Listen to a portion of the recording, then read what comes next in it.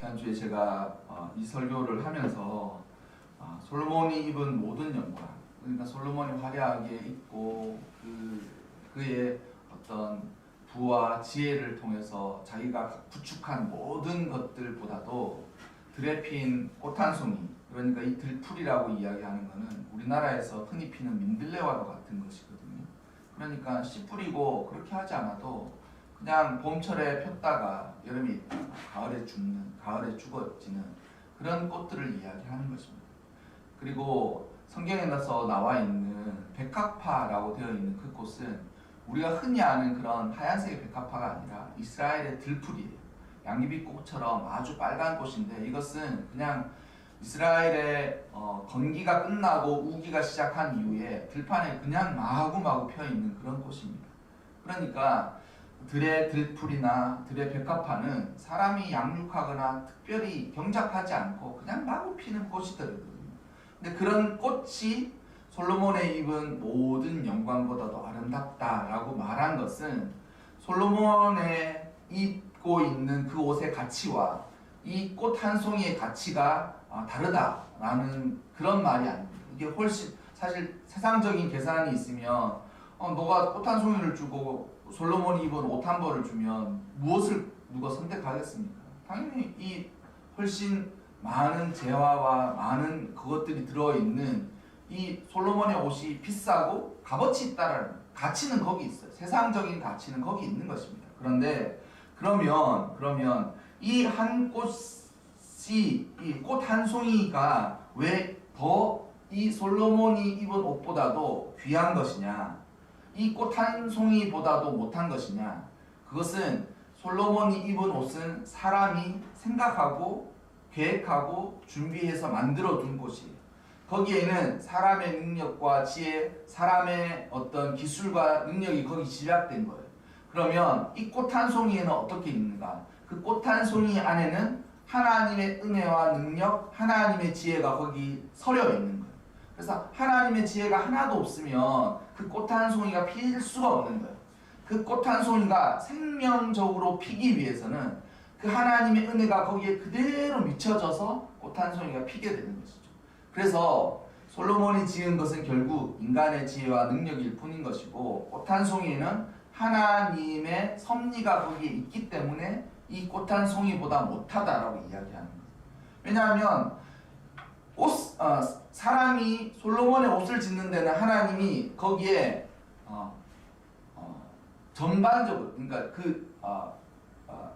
꽃 한 송이에는 하나님이 그곳에서도 하나님의 뜻은 있어요. 섭리는 있어요. 큰 의미에서 하나님이 못하게 하시면 그 어떤 것도 못하게 되겠죠. 그런데 그 큰 의미에서는 세상의 모든 것들은 다 하나님의 뜻과 섭리, 허락과 은혜가 있습니다. 그러나 그 큰 의미를 빼고 이 솔로몬의 옷에는 사람의 지혜와 능력, 섭리 이런 것만 담겨 있는 거예요. 그런데 꽃 한 송이에는 하나님의 지혜와 섭리, 은혜가 거기에 담겨 있기 때문에 영광적인 가치로 보자면 꽃 한 송이가 훨씬 낫다라고 이야기하는 거예요. 여기는 사람의 지혜가 담겨 있기 때문에. 그러면 우리가 그의 나라와 그의 의를 구하는 삶을 살 때 제가 왜 이 말씀을 드리냐면, 이 꽃 한 송이에 주목하지 않으면 우리가 그의 나라와 그의 의를 구하기가 참 어렵다라는 말씀을 먼저 드리고 싶습니다. 이방인들도 기도 안 하시면, 기도 안 하는 이방인, 그러니까 그리스도인으로서 하나님 믿는 사람이 기도하지 않으면 하나님 이방인도 그가 그의 신을 당연히 믿는 자면 기도하면서 살아가야 된다고 이야기하는 거예요. 네가 기도 안 하지? 근데 저기 부처님 앞에 가서도 절하는 사람들 봤지. 저기 알라신 앞에서도 엎드려서 절하는 사람 봤지. 이방신들도 기도는 기본적으로 이방신을 믿는 사람들도 기본적으로 하는 거야. 근데 너 어떻게 기도하지 않고 사니? 그렇게 하나님께서 우리에게 책망하신다는 거예요. 그래서 우리가 신앙의 삶을 잘 살아가기 위해서 필수 조건이 뭐냐면 기도하는 삶이에요. 그런데 그 기도의 질이 이 무엇을 먹을 것인가 마실 것인가 무엇을 어떻게 입을 것인가에만 몰두하고 있으면 그 수준은 그 이방인들의 수준과 거의 비슷하다는 거예요. 대상만 바뀌어 있는 거예요. 부처님 믿으면 부처님 가서 아우 잘 되게 해달라고, 자식들 잘 되게 해달라고, 내 사업이 잘 되게 해달라고 그렇게 기도하는 거예요. 알라신을 믿는 사람들도 똑같은 걸 하는 거예요. 그래서 거기 수준에서 벗어나려면 무엇을 해야 되냐면 먼저 삶의 중요함을, 삶의 가치를 먼저 그 중요도를 하나님의 나라와 의를 위해서 거기에다가 딱 고정해 놓고 살아야 돼. 너 왜 살아? 그럼 주의 나라와 주의 의를 위해서 살아간다 라고 스스로 생각하고 기도하면서 살아가야 돼. 그러면 아이들이 그렇게 물을 거 아니에요. 아 그러면 하나님의 인생만 살면 제 인생은요? 제 인생은 그렇게 생각할 수 있죠. 근데 여러분 이것이 서로 모순되지 않습니다. 그의 나라와 의를 구하는 삶이 나의 삶을 다 포기하는 게 아니에요. 포기하는 거예요. 그래서 제가 먼저 우선적으로 여기에다 목표를 맞춰라라고 하는 거예요. 왜 목표를 맞춰가느냐? 하나님의 뜻이 어떻게 이루어지느냐 하면 우리가 하나님의 나라와 의를 위해서 살아가려고 힘쓰고 애쓰는 거예요. 그런데 그 하나님의 나라와 의를 위해서 힘쓰고 애쓰고 살아가는 그 삶이 나의 삶에 톱니바퀴처럼 적용해서 하나님의 나라와 그의 의를 위해서 구하고 살면 그것이 나의 삶에도 윤택하고 복된 삶으로 살아갈 수 있도록 톱니바퀴가 돌아가요. 그래서 제가 작은 톱니바퀴를 막 돌려가지고 큰 톱니바퀴를 돌릴 생각을 하지 말고 큰 톱니바퀴를 먼저 돌리라는 거예요. 이 큰 톱니바퀴를 먼저 중요하고 중심이 되는 큰 톱니바퀴를 돌려. 그러면 나머지 옆에 붙어있는 작은 톱니바퀴들은 알아서 저절로 돌아갑니다. 알았어. 이해하시겠어요? 공부 왜 하죠? 여러분 공부 왜 합니까? 나 공부를 잘하고 싶죠. 공부하는 사람들은 공부를 잘하고 점수를 잘 받고 싶은 게 사람들 마음이잖아요. 공부 왜 해요? 몰라요. 그러면 안 되죠. 공부 왜 하냐고. 공부 왜 목적이 없네 우리 아이들. 맞아요. 공부를 하는데 목적이 없네. 왜 공부? 돈 벌려. 그렇죠. 이 돈 벌려면 어떻게 해야 돼요? 우리나라에서 돈 벌려면 취직. 그렇죠. 돈 벌려면 돈을 많이 벌고 싶은 거 아니에요. 돈은 누구나 다 버는데 돈을 많이 벌려면 어떻게 해야 돼요? 우리나라에서? 예? 일단은 열심히. 좋은 학교를 나와요. 좋은 학교를 나와요.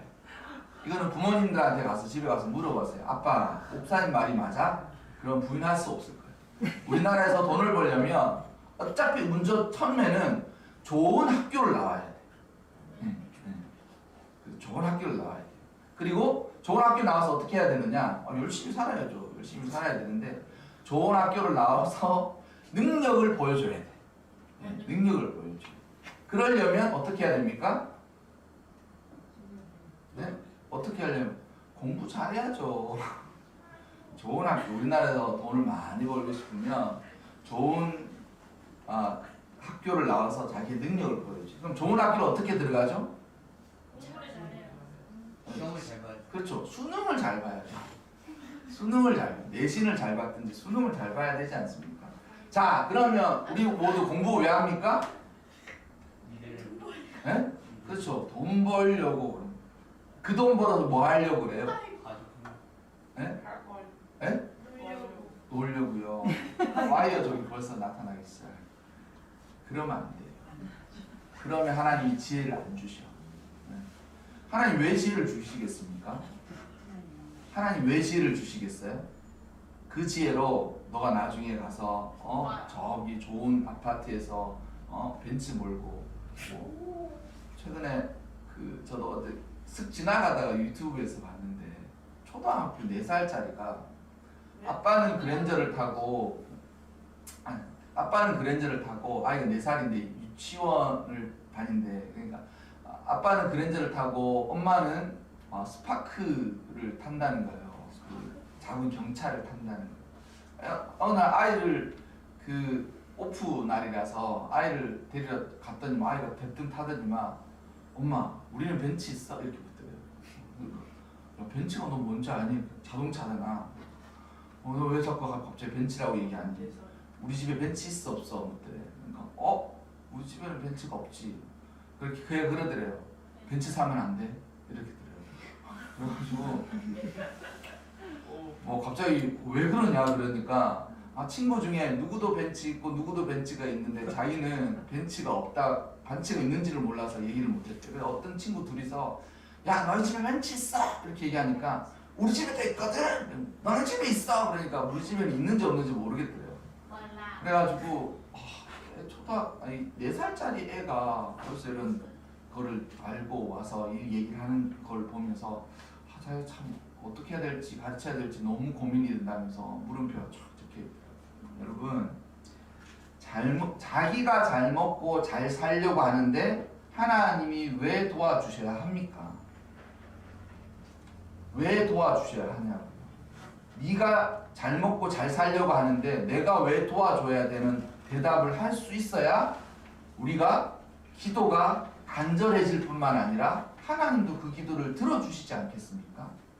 그래서 먼저 그의 나라와 의를 구하라는 거예요. 그래서 공부를 할 때 하나님 저는 공부를 잘해서 좋은 대학을 가고 나의 능력을 발휘해서 돈을 많이 벌면 어떻게 할 거라고 먼저 의지를 확고히 다지고 있어야 돼. 기도하고 있어야 돼. 기도하고 있어요. 그래야 돈 주지 않겠습니까? 돈 주지 않겠습니까? 저는 돈이 많은 사람들이 돈을 많이 쓰는 것에 대해서는 저는 욕하지 않습니다. 돈이 많으면 많이 쓰고 없으면 이렇게 아주 단촐한 삶을 살면 되는 거예요. 단촐한 삶. 그래서 돈을 많이 버는 사람들이 돈을 많이 쓰는 것에 대해서는 저는 뭘 하지 않습니다. 사람이 뭐 식비를 많이 쓰는지. 그런데 여러분 제가 한 가지 더 이야기하고 싶은 것은 무엇이냐면 어떤 모든 물건에는 그만한 가치가 있어요. 가치가 있어요. 그리고 그 가치에 따라서 가격이 매겨지죠. 그런데 여러분 가치와 가격이 어떤 거는 둘 다 잘 합치될 때가 있습니다. 이게 가치와 가격이 딱 잘 맞을 때가 있어요. 그러면 그것은 충분히 써도 될 수 있어요. 그게 심지어는 억 하는 소리가 나는 정도의 어떤 물건이라도 이것이 충분한 가치가 있다라고 하면 그 가격을 내는 거예요. 근데 여러분 이것이 다 똑같느냐? 그렇지 않습니다. 어떤 거는 가격과 가치가 합쳐져 있다라고 말하기에는 이게 어그러져 있는 게 많아요. 어그러져 있는 게 많아요. 어그러져 있는 게. 그런데 요즘 아이들을 보면서 제가 걱정스러운 게 뭐냐면 가치와 가격의 이 상관관계하고 상관없이 가격만 남아있어요. 뭐냐면 이거 얼마짜리야? 이 얘기만 하는 거예요. 얼마짜리야? 얼마짜리야? 그러니까 방금 그 아이도 벤츠가 얼마짜리고 가치가 있고 이런 것보다도 그 가격만 생각을 한 거예요. 그게 벌써 그 어린 아이 마음에도 열등감으로 확 다가온 거예요. 있어? 없는데? 너 있어? 나 있거든? 그걸 보고 사람은 벤츠 타지 않으면 이렇게 친구들한테 무시당하구나. 이걸 느껴버린 거예요. 여러분 아이한테 벤츠가 가치가 있습니까? 그 아이 벤츠 준다고 지금 그거 갖고 뭘 할 수 있어요? 그래 할 수 없잖아요. 여러분 제가 먼저 그의 나라와 의를 구하는 삶을 잘 살려면 자신의 삶을 하나님의 뜻하고 합치해야 돼. 하나님하고 뜻하고 자신의 삶이 합치돼야 돼. 공부 잘하고 싶니? 하나님 정말 공부 잘하고 싶어. 지혜를 주세요. 그러면 너 최선을 다할 수 있니? 최선을 다할 때. 열정적으로 공부할 수 있니? 열정적으로 공부할게. 그래. 내가 너에게 지혜를 줄 텐데 그럼 너 공부를 잘하고 나서는 뭐 어떻게 할 거니? 또 열심히 벌 거야. 열심히 벌어서. 그럼 열심히 벌어서 뭐 할 거니? 열심히 벌고 그 돈으로 내가 마음껏 쓰면서 살 거야. 그래서 그 돈을 다 쓰고 살면 나중에 어떻게 될 것 같니? 사람은 죽죠. 그렇지 않습니까? 그래서 여러분 우리 모두가 하나님 앞에서 먼저 그의 나라와 의를 구하는 삶을 살도록 마음을 정하세요.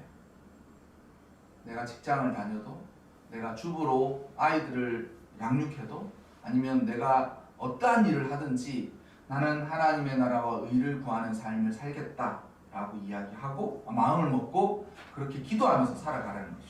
그러면 그의 나라와 그의 의는 무엇입니까? 다 이렇게 물어요. 이 설교를 하면 처음부터는 잘 따라오는데 이 맨 마지막에 오면 멘붕이 오는 거예요. 그의 나라와 그의 의를 구하라고 했는데 그러면 어떻게 기도해야 되냐고 이야기를 하는 거예요.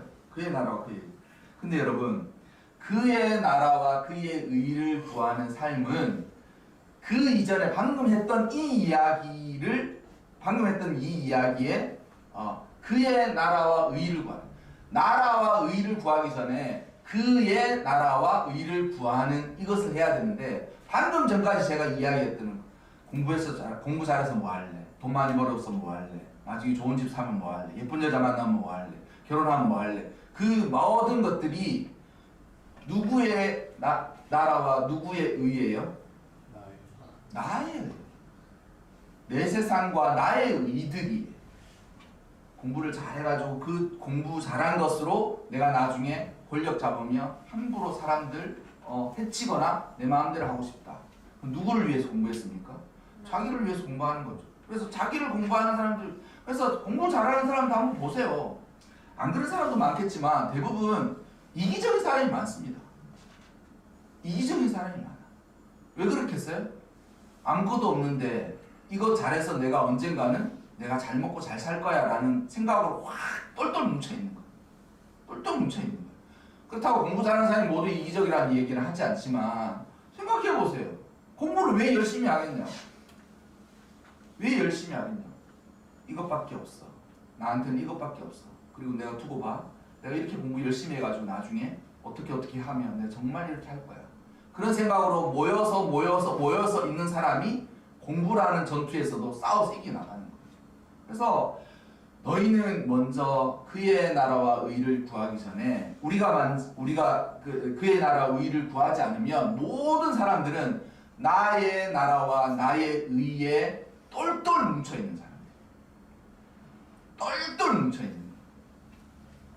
그러니까 쉽게 이야기하면 이기적인 자기 것만 아는 인간으로 살다가 그렇게 죽는 거예요.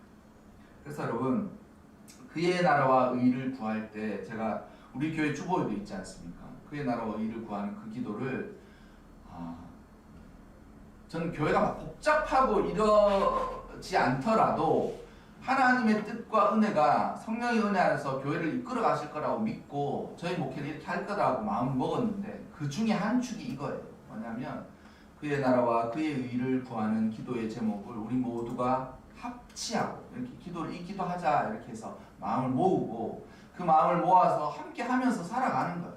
그러면 성령님께서 그때그때 간섭하시고 은혜를 베풀어 주시고, 또 교회에서는 기본적인 어떤 교육 프로그램들 제자 훈련이라고 이야기하는 그런 것들은 끊임없이 해야 되겠죠. 근데 이제 이걸 하면서 하라는. 근데 그 기도의 처음이 뭡니까?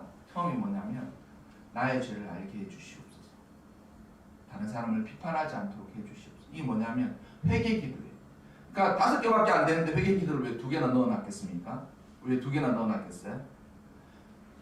하나님의 나라와 의를 구할 때 가장 먼저 해야 할 기도들이 뭐냐면 회개.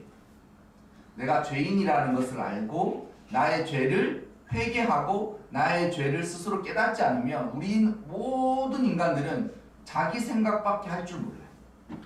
그게 사람의 죄된 습성이에요. 그리고 그 자기밖에 할 수 없는 생각 때문에 모든 문제가 거기서 파생되는 거예요. 파생되는 거예요. 그래서 부부싸움 할 때 항상 싸움에 가서 타협이 안 되는 그 지점이 어딥니까? 왜 너는 내 마음 몰라? 그렇게 이야기하는 거예요. 너는 왜 내 마음을 몰라? 당연히 모르죠. 어떻게 네 마음을 알겠습니까? 근데 다가오는 메아리는 뭐냐면 그러는 너는 내 마음 알아줬니? 이렇게 얘기하는 거예요. 그러는 너는 내 마음 알아줬니? 난 왜 이렇게 내 마음을 속상해하게 해? 이렇게 얘기하면 그러면 너는 안 그랬어? 이렇게 이야기하는 거예요. 다 거기서 가요. 다 거기서. 그래서 먼저 그의 나라와 의를 구하는 기도를 하려면 구체적으로 첫째는 회개하는 것. 내가 죄인인 것을 알고 내가 다른 사람을 비판하고 판단하기를 좋아하는 것을 알고 다른 사람의 눈에 들보는 명확하게 다른 사람의 눈에 티끌은 명확하게 보이지만 들보처럼 보이지만 내 눈에 들보는 보이지 않는 인생인 것을 알고 먼저 회개하면서 살아가는 거예요. 그래서 그 회개하는 것이 나의 나라와 나의 의를 깨트리는 거예요. 깨트리는 거예요. 여러분 자기 생각만 하면 안 돼요. 세상 살 때 내 생각, 내 마음, 내 뜻만 생각하면 안 돼요. 사람은 아주 이기적인 사람이에요. 그래서 스스로 자기를 돌아보고 나의 나라와 나의 의를 망가뜨려야 돼요. 내 나라와 내 의를 맨날 망가뜨려야만 그곳에 하나님의 나라와 하나님의 의가 세워지는 것입니다. 그럼 하나님 나라는 어디 있습니까? 여러분 하나님 나라가 어디 있죠? 하나님 나라가 어디 있습니까? 저는 지금 이곳이 하나님의 나라라고 믿어요. 그럼 교회만 하나님의 나라입니까? 그렇지 않아요. 제가 말하는 게 뭐냐면 하나님의 나라는 어디냐? 하나님의 나라는 하나님의 뜻이 이루어지는 곳이 하나님의 나라예요. 하나님의 나라. 지금 여러분의 가정에서 여러분이 생각하기로 하나님의 뜻이 여러분의 가정에서 이루어져 가고 있습니까? 진행형이에요. 그러면 그곳이 하나님의 나라예요. 그곳이 하나님의 나라예요. 그런데 여러분 거꾸로 우리 가정에서 우리의 가족들이 하나님의 뜻을 따라서 살아가고 있지 못하고 있지 않습니까? 그러면 그곳에 하나님의 나라는 존재하지 않든 존재하지만 힘이 없는 그런 상태가 된다. 지금도 그렇다는데 필리핀에는 반군이 아직도 있거든요. 뭐냐면 민다나오 섬 이런 데는 필리핀 반군이 아직도 있대요. 그래서 거기 여행 금지구래요. 그 섬에 들어갈 수가 없어요. 근데 거기 필리핀이 맞는데 필리핀 정부의 힘이 거기에 미쳐지지가 않는 거예요. 그럼 어떻게 하느냐? 족장 비슷한 놈들이 총 들고 거기서 다 대통령 짓 하는 거예요. 거기서. 희한하죠? 희한하지 않습니까? 내가 대통령이면 자존심 상해서 그러지 못해. 목숨 걸고 거기로 아예 그냥 내팡탕가를 확 다 없애버리도록 그렇게 한다는 거예요. 그런데 세상 의외로 이런 무정부 상태의 믿음을 가지고 살아가는 사람이 정말 많습니다.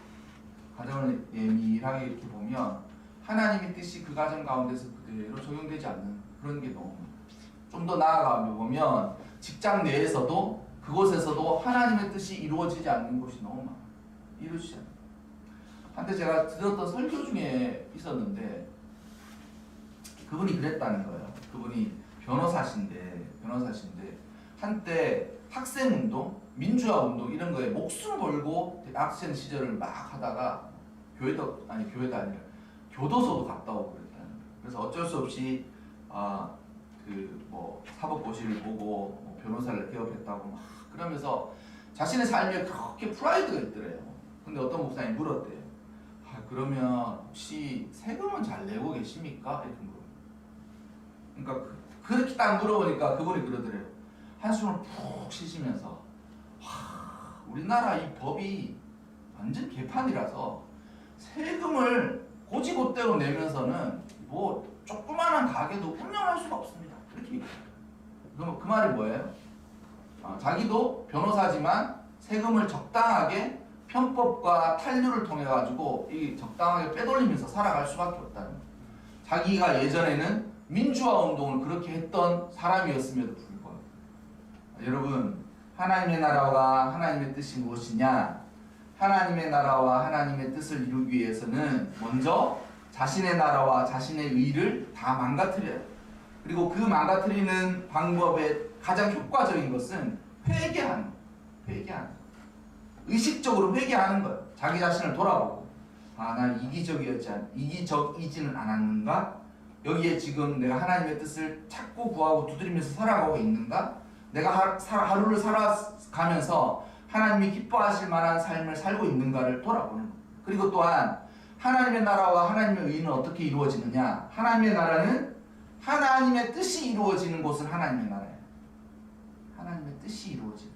하나님의 뜻이 여전히 그곳에서 존재하고 있는 것은 하나님의 나라가 되는 거예요. 그리고 하나님의 의를 이루는 것은 무엇이냐?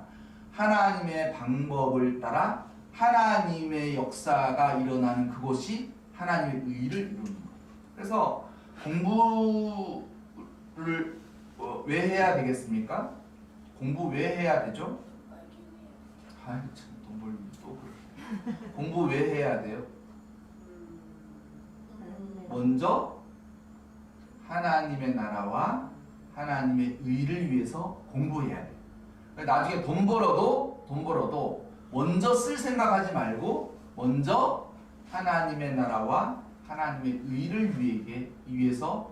그래서 부모들이 자녀들을 잘 왜 먹이고 양육하고 입히고 잘 이렇게 해야 되느냐? 그가 하나님이 주신 나의 기업이라고 생각하고 이 자녀를 잘 못 길러 놓으면 나중에 하나님이 야 이 자식아, 내가 너한테 월급 주고 너를 건강을 지켜주고 너를 붙들어 줘가지고 자녀들을 줬는데 자녀들을 그따위로 키워놔? 하나님 아주 책망하실 일이에요. 책망하실 일이에요. 그래서 그의 나라와 그의 의가 우리 삶 속에 자꾸 넓어져야 돼요. 넓어져요. 직장생활 하면 이제 아이들은 모르겠지만 아이들은 뭐 친구들이 나쁜 짓 하고 이러면 하나님의 나라가 확 무너져 가 있는 것처럼 보이거든요. 아, 하나님 살아계신다는데 쟤는 맨날 나쁜 짓 하는데 걸리지도 않아. 하나님 살아계신다는데 쟤는 진짜 나쁜 놈인데도 되게 잘 나가는 것 같아요. 근데 여러분, 고무적인 것은 지금 보세요. 우리나라에서 그 나쁜 짓 했던 것들이 사라지지 않아요. 영원히 남아요. 영원히 남아요. 나중에 그 손주가 할아버지가 어릴 때 학폭을 일으켜가지고 이렇게 기사가 났던데 이런 소리를 이제 듣게 된다는 거예요. 영원히 없어지지 않아요. 근데 여러분 보세요. 한때 잘 성공의 가도에 살짝 들어갔는데 갑자기 무슨 학폭, 학교 폭력 아니면 뭐의 연류 이래가지고 망가지는 사람들이 얼마나 많습니까? 그죠? 여러분, 하나님의 나라와 하나님의 의를 구하면서 살아가는 사람은 하나님의 나라와 의를 이루면서 살아가는 거예요. 하나님이 기뻐하실 만한 일들을 하고 그러한 일들을 하는 거예요. 그리고 그 영역이 자꾸 넓어져 가는 거예요. 그래서 회사 다니면 힘들죠. 회장은 삥땅 쳐서 횡령해가지고 자기 배만 불리려고 하고 너 시키는 대로 해. 시키는 대로 월급 주잖아. 이렇게 하는데 그러니까 이제 조금 더 지나면 어떻게 하겠습니까? 나중에 내가 사장이 돼서 그 일을 하지 않는 거예요. 내가 사장이 돼서 그 일을 하지 않는 거예요. 그리고 내가 하나님의 자녀와 백성답게 잘 살아서 그것이 하나님의 통치와 하나님의 뜻이 이루어지는 곳으로 삼는 거예요. 그래서 저는 정말 예수님을 잘 믿는 사람이 대통령이 되기를 간절히 기도하면서 살아갑니다. 저는 예수님 믿는 척하는 대통령을 몇억 봤거든요. 하지만 예수님을 잘 믿는, 정말 저 사람은 참다운 신앙인이다 라고 생각하는 사람이 대통령이 되기를 바랍니다. 그렇게 기도해요. 하나님, 정말 국회의원 중에 3분의 1인가 예수를 믿는데요. 근데 국회가 저 난리니 어떻게 저게 3분의 1이 예수 믿겠습니까? 여러분, 우리가 삶을 살아가는 동안 하나님의 나라와 하나님의 의를 이루면서 살아가시기 바랍니다. 그리고 하나님의 나라와 의를 이루면서 살아가려고 힘쓰는 그 일 가운데 하나님이 이 모든 것을 더해줘요. 이 모든 것을. 하늘의 창고의 문을 여시고 지혜가 필요한 사람에게는 지혜를, 사람의 관계가 필요한 사람은 좋은 관계들, 또 넓은 마음이 필요한 사람은 넓은 마음을, 물질이 필요한 사람은 물질을 공급해 주시는 거예요. 그래서 그 사람이 커지고 좋아지고 넓어질 때마다 하나님의 나라와 의가 점점 넓어져 가는 것입니다. 여러분, 이와 같은 마음을 우리 마음의 큰 비전으로 품고 먼저 그의 나라와 그의 의를 구하면서 살아가셔서 하나님께서 정말 이 모든 것을 더해주는 놀라운 축복의 삶을 살아가시기를 주님의 이름으로 축원합니다. 네.